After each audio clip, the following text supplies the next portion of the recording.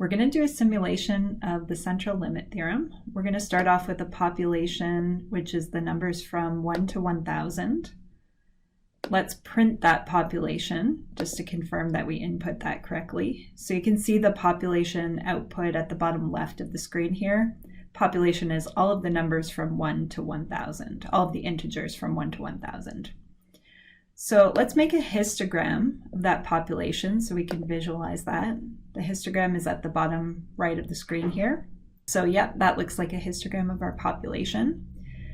Next, we're going to compute the mean and the standard deviation of the population. So those are output at the bottom left of the screen here.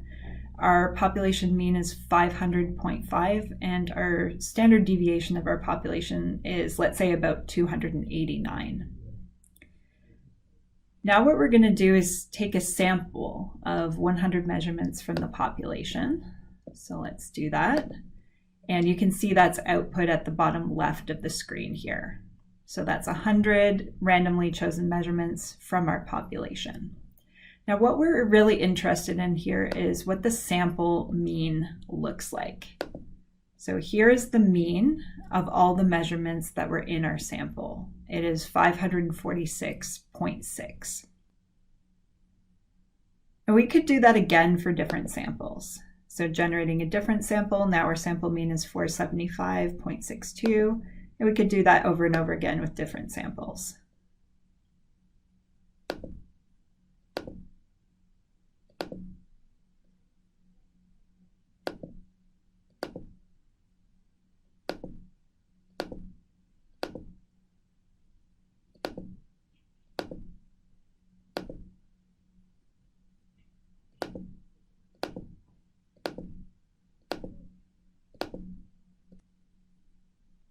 So notice a lot of these sample means are coming in around 500. But we do have a little bit of spread in those sample means, so they do vary a little bit. Now we're just going to speed up this process by randomly choosing 1,000 samples and calculating each sample mean. And then what we're going to do is print those sample means.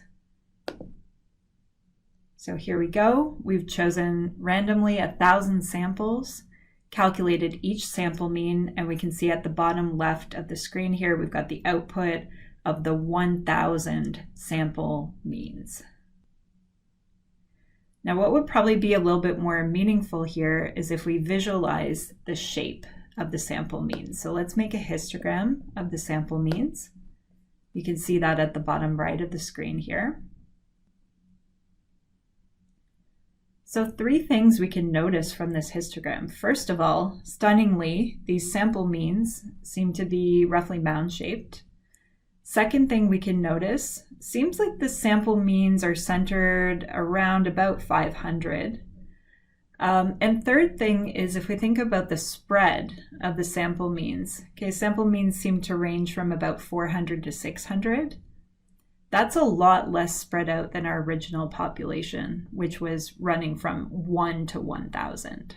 So the sample means are a lot more tightly clustered or a lot less spread out than the original population was. Now the really great thing about a simulation is you can run it over and over and over again. So now we're going to choose a different set of 1,000 samples. Remember, each sample has 100 measurements in it.